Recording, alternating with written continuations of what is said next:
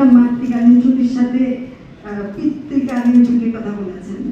আমি জানি না কয়জন মা বলবেন যে হ্যাঁ পিতা ছুটি নিলে ওনার খুব সুবিধা হবে, নাকি আবার তার সকালে নাস্তা দিতে হবে, তার দুপুরে খাওয়া দিতে হবে। কারণ আমি একটু মা হয়ে আসছি, কাজে আমি মনে করি না আমার দিক থেকে যে পিতৃকালীন ছুটি আমাদের দরকার আছে। যদি দিতে হয় তাহলে সেখানে শক্তবদ্ধ করে থাকবে। উনি কত ঘন্টা বাচ্চাকে দেখেছেন, বাচ্চার মেরি পরিষ্কার করেছেন, মায়ের সেবা করেছেন, সব লিখিতভাবে দৈনিক ঘন্টা হিসেবে দিয়ে উনি যদি দিতে পারে তাহলে আমি রাজি আছি, না আমি রাজি একদম। আমাদের সরকারের দিক থেকে আমি যেটা মনে করি আমাদের সবথেকে বড় দুর্বলতা হলো আমাদের অনেকগুলো আইন আছে, যেমন সিগারেটের আইন আছে, কঠিনভাবেই আছে, কিন্তু এই আইনের কথা কিছু করে। আমার নাকের ডগা দিয়ে তো সিগারেট খাচ্ছে, আমার ঘরে তো সিগারেট খাচ্ছে, আমার পাশে তো সিগারেট খাচ্ছে, সব জায়গায় তো সিগারেট খাচ্ছে, হাসপাতালে সিগারেট খাচ্ছে, কে কাকে ধরতেছে? অদ্ভুত একটা দেশ আমাদের।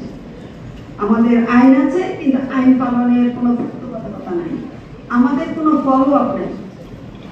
আমরা একটা কাজ দিলাম, সেই কাজটা হলো কিনা তিনিও খরচ করেন না যে ঠিক আছে কাজ পেতে দিয়েছে, এটা হইলো কি হইলো না এটা জানে।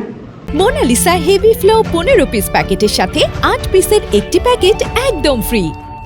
অথবা আমার খরচ নেই যে কাজটা হয়েছে কিনা আমাকে ফলো আপ দাও। অদ্ভুতভাবে চলছে আমাদের এই দেশটা।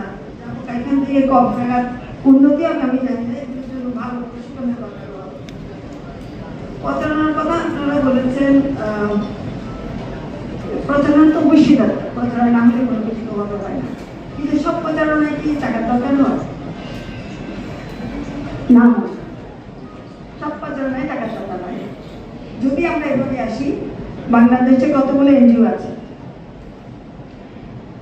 সরকারের এই 14,000 কমিউনিটি ওয়ার্কার আছে, সহকারী প্ল্যানিং ওয়ার্কার থেকে শুরু করে এরকম নানান হিসাব করে দেখলাম 50,000 আছে আমাদের গ্রামে।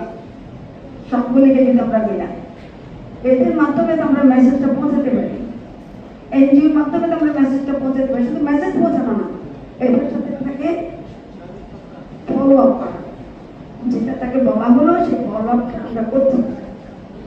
দারিদ্রের বিষয়টা থেকেই যায়, ওইটাকে ওভারকাম করতে না পারলে কোনোটাই আমরা কিন্তু এটি করতে পারবো না, ওইটাকে ওভারকাম করতে হবে।